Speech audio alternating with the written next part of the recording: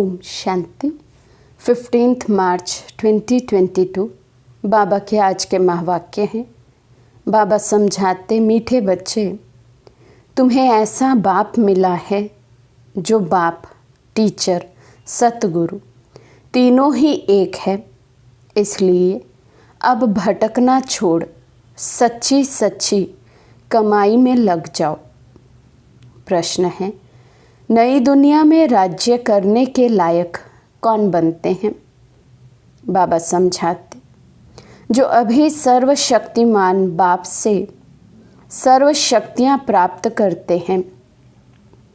तुम बच्चे रूहानी वॉरियर्स हो। बाप की मत पर अपनी राजधानी स्थापन कर रहे हो। बाप तुम्हें श्रीमत देते हैं कि योग बल से तुम विजय प्राप्त करो।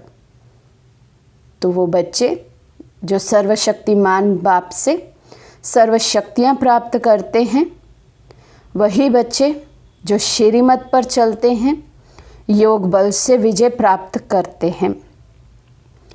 प्रश्न दूसरा है, किन बच्चों के हर कदम में कमाई जमा होती है?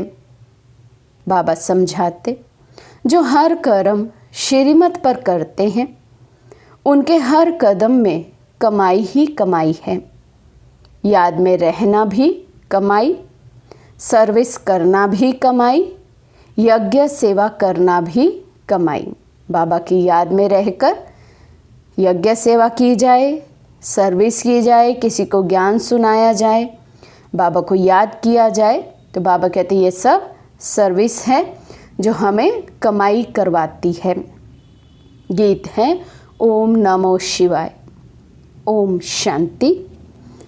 अभी तुम बच्चों को ये मालूम हुआ है कि एक होता है लौकिक बाप, दूसरा होता है पारलौकिक बाप। जब कोई भी दुख होता है तो पारलौकिक माता पिता को याद किया जाता है। कोई सिर्फ परमात्मा को याद करते हैं, कोई कहते हैं तुम माता पिता हम बालक तेरे।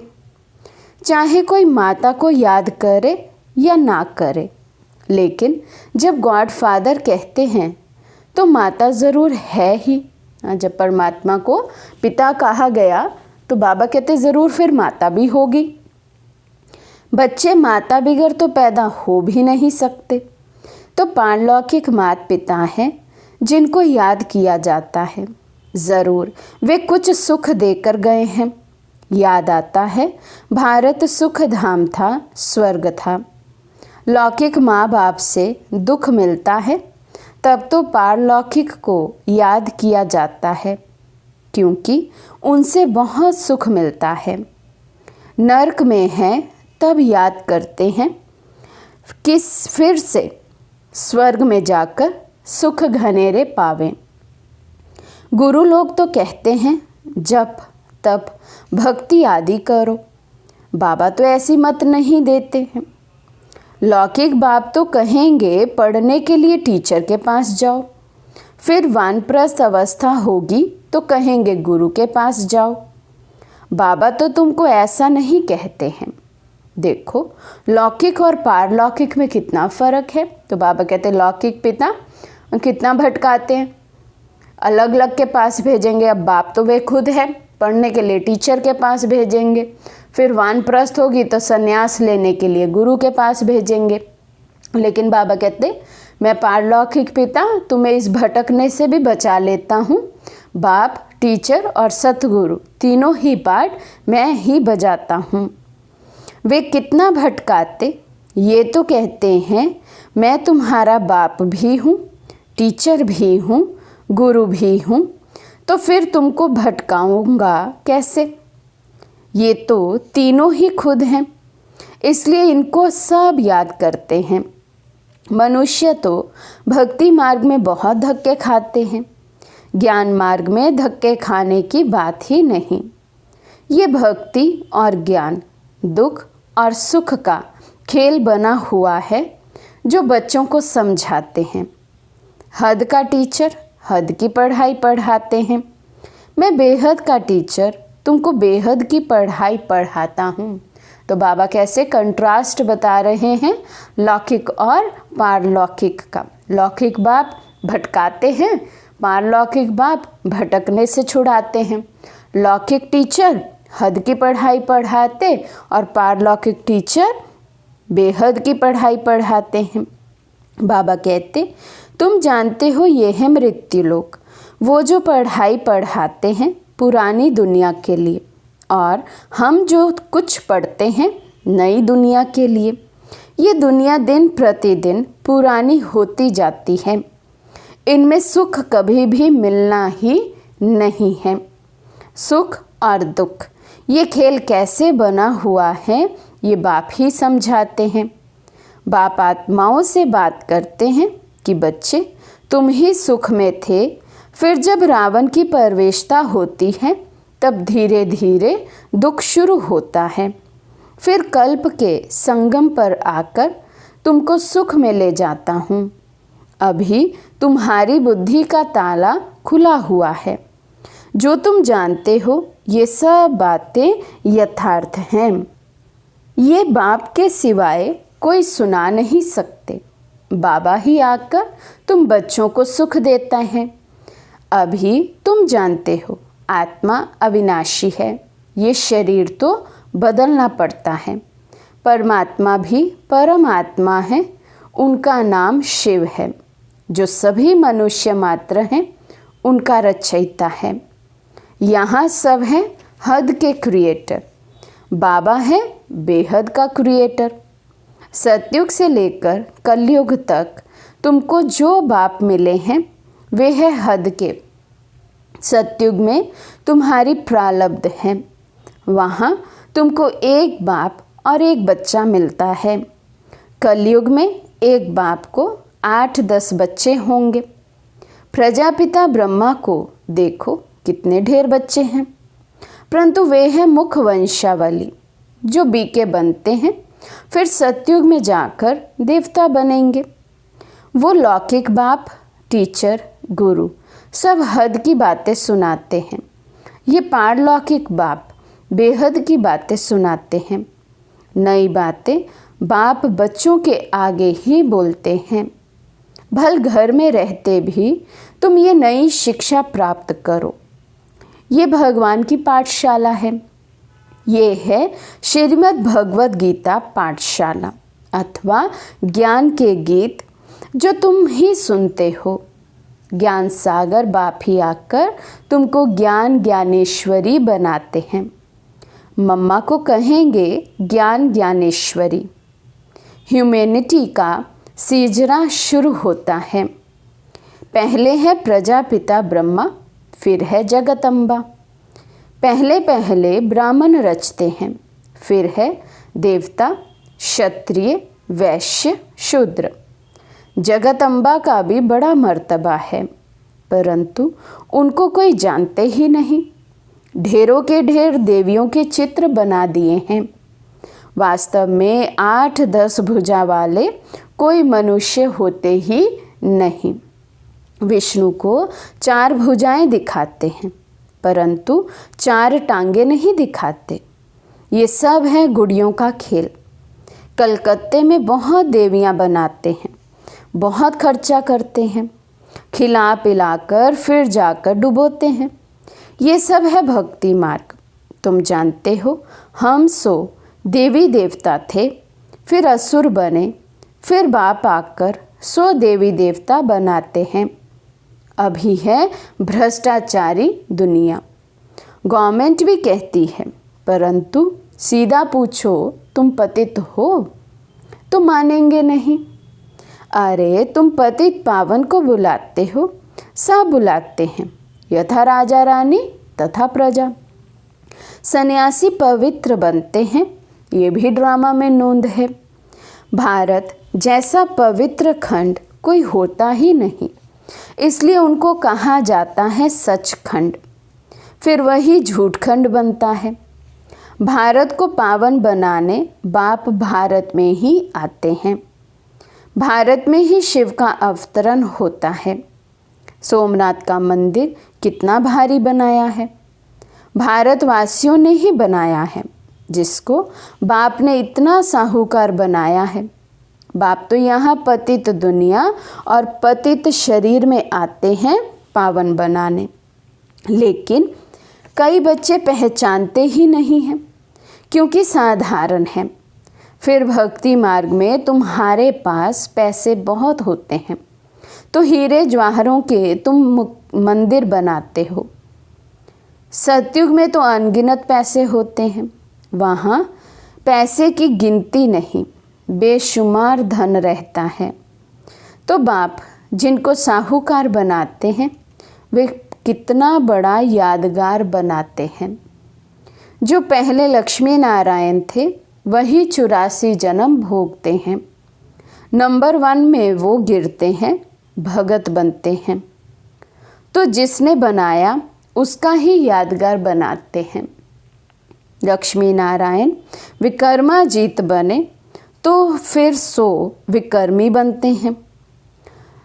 तो उन्हों का फर्ज है पहले जिसने ऐसा बनाया उनकी पूजा करना। सोमनाथ का मंदिर कितना फर्स्ट क्लास था, जिन्होंने लूटा वे तो मर गए, बाकी निशानियां लगी हुई हैं।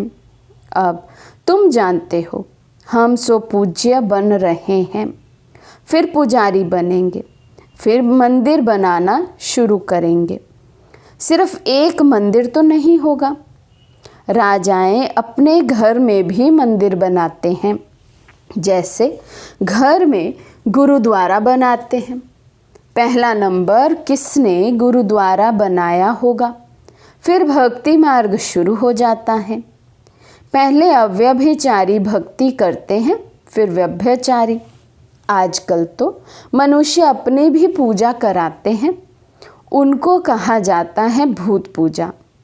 भूत पूजा भी दुनिया में अथाह है, जो आया सो चित्र बनाते जाते हैं। भक्ति मार्ग है ना। अभी तुम्हारी बुद्धि में सारा ज्ञान है। बाप संगम पर एक ही बार आकर नॉलेज देते हैं। शास्त्रों में तो अनेक अवतार लिख दिए हैं। अवतार एक होता है, अवतरित तो आत्मा भी होती है, परंतु अवतार मनुष्य को नहीं कहा जाता है। अवतार एक ही निराकार बाप है जिसको सारी दुनिया बुलाती है। फादर तो एक ही होगा ना, जो परम धाम में रहते हैं। तो मदर भी चाहिए। क्या मदर भी परम धाम में रहती है? नहीं, मदर फादर का प्रश्न यहाँ होता है। फादर को यहाँ क्रिएट करना है, इसलिए बेहद के बाबा को याद करते हैं। बाबा आकर स्वर्ग की रचना करो, उसको कहा जाता है हेवनली गॉड फादर। अभी तो कितना दुख, लड़ाई, मारा मारी है, इसलिए बुलाते हैं हे गॉड फादर रहम करो, हे पतित पावन आओ, हम सब दुखी पतित हैं। हे बाबा फिर आकर स्वर्ग श्रेष्ठाचारी बनाओ। तुम सब भ्रष्टाचारी थे, अब श्रेष्ठाचारी बन रहे हो। भ्रष्टाचारी को श्रेष्ठाचारी बनाना एक बाप का ही काम है। जो वर्ल्ड गॉड फादर हैं वे जानते हैं सब बच्चे इस समय निधन के बन गए हैं। उन्हों को धन का श्रेष्ठाचारी बनाना है। 10-20 मनुष्यों को तो श्रेष्ठाचारी नहीं बनाएंगे। भारत श्रेष्ठाचारी था तो डीटी सर्वेंट थी। अब रावण राज्य है तो 5 विकारों की प्रवेशता है। भगवान उवाच, एक निराकार को ही भगवान कहा जाता है। एक गीता को खंडन करने से सब शास्त्र खंडन हो जाते हैं।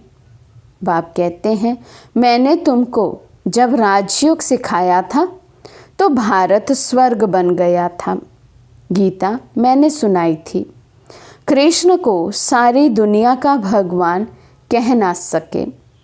हम आत्माओं का बाप तो निराकार भगवान हैं। बाकी ये कैसे कहा गीता का भगवान श्री कृष्ण है? कहते हैं व्यास ने लिखा है, परंतु बाप कहते हैं नए विश्व का रचयिता, ज्ञान का सागर, पतित पावन मैं हूँ। मुझे ही सभी आत्माएं पुकारती हैं, हे पतित पावन परमात्मा आओ, आकर मुझे पावन बनाओ। निराकार बाप ही ब्रह्मा द्वारा पावन दुनिया की स्थापना, पतित दुनिया का विनाश कराते हैं। फिर जो पवित्र बनते वही राज्य भाग्य करते हैं। तुम हो शिव शक्ति सेना, जगदम्बा निमित्त बनी हुई है। वे भी शिव बाबा से योग लगाए शक्ति ले रही है रावण पर विजय पाने। भारत में ही रावण राज्य है, भारत में ही रावण को जलाते हैं। भारत श्रेष्ठाचारी था, यहाँ कलयुग में भारत भ्रष्टाचारी है। यही खेल है, भ्रष्टाचारी से श्रेष्ठाचारी और श्रेष्ठाचारी से भ्रष्टाचारी। ये चक्र कैसे फिरता है, ये बड़ी समझने की बातें हैं।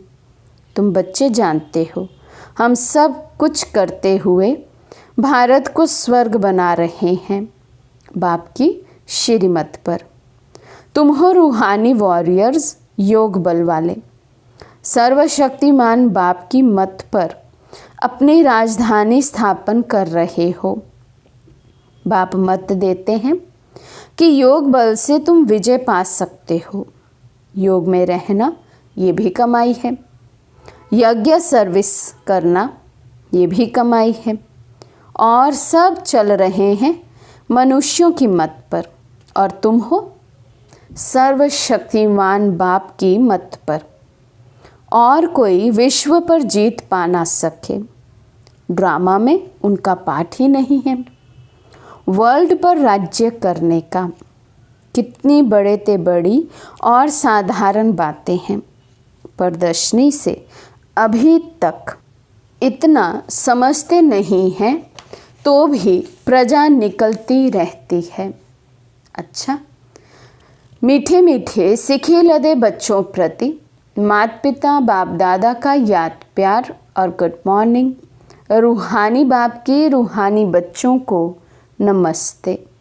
हम रूहानी बच्चों की रूहानी बाप दादा को दिल व जान सिख व प्रेम से नमस्ते नमस्ते नमस्ते जी।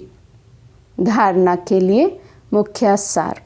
फर्स्ट पॉइंट, हर कर्म श्रीमत पर करना है। याद में रहकर यज्ञ सेवा कर अपनी कमाई जमा करनी है। सेकंड पॉइंट है, भटकना छोड़ भविष्य नई दुनिया के लिए पढ़ाई पढ़नी है। ज्ञान को धारण कर ज्ञान ज्ञानेश्वर ज्ञान ज्ञानेश्वरी बनना है।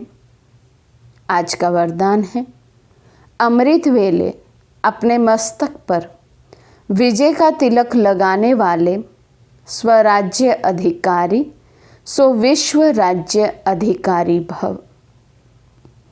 रोज अमृत वेले अपने मस्तक पर विजय का तिलक अर्थात समृद्धि का तिलक लगाओ।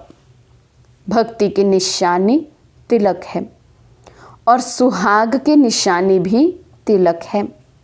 राज्य प्राप्त करने की निशानी भी राज तिलक है। कभी कोई शुभ कार्य में सफलता प्राप्त करने जाते हैं तो जाने के पहले तिलक देते हैं। आप सबको भी बाप के साथ का सुहाग है, इसलिए अविनाशी तिलक है। अभी स्वराज्य के तिलकधारी बनो तो भविष्य में विश्व के राज्य का तिलक मिल जाएगा। स्लोगन है, ज्ञान गुण और शक्तियों का दान करना ही महादान है। अनमोल ज्ञान रतन दादियों की पुरानी डायरी से।